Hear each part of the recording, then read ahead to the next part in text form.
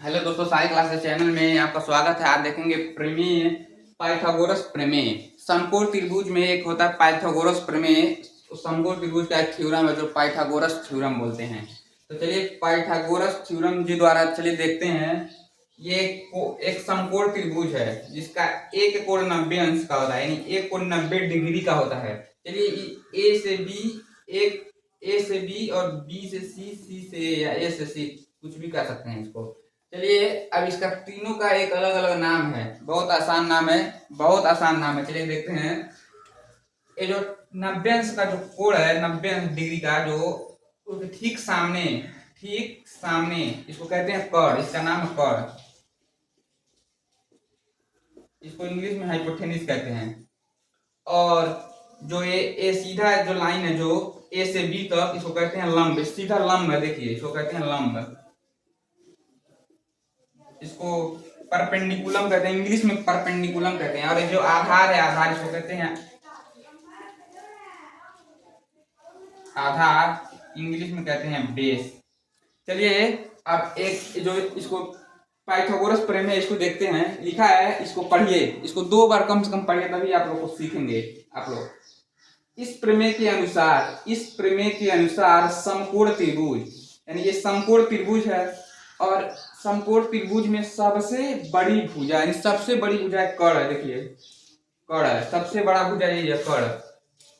भुजा कर्ण का वर्ग, यानी कर्ण का स्क्वायर अन्य दोनों भुजाओं के वर्ग के योगफल के बराबर है। यानी अन्य दोनों भुजाओं के बराबर है, वर्ग अन्य दोनों भुजाओं के योग के बराबर है। चलिए देखते हैं। कर्ण यानी कर्ण का स्क्वायर बराबर, यानी इन दोनों भुजाओं के, देखिए यहाँ लिखा है अन्य दोनों भुजाओं के वर्गों के योगफल के बराबर होता है। यानी लंब का स्क्वायर प्लस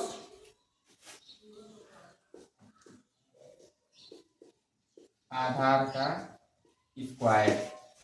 चलिए इसको इंग्लिश में भी लिखते हैं।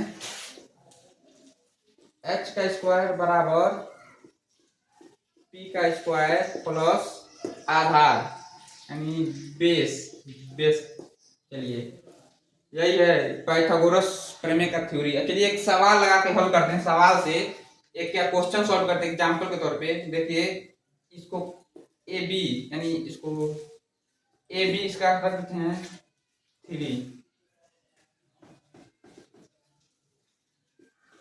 3 सेंटीमीटर। इसको क्या करते हैं 4 सेंटीमीटर। और इसका मान नहीं पता हम लोग का। तो चलिए देखते हैं। इसका मान नहीं पता है तो यहाँ से फार्मूला लगाते हैं। यही प्रमेय जो सिद्ध है। देखिए सेम इसको इस तरह लिख देते हैं। एच का स्क्वायर और इसके बाद यहाँ P है, तो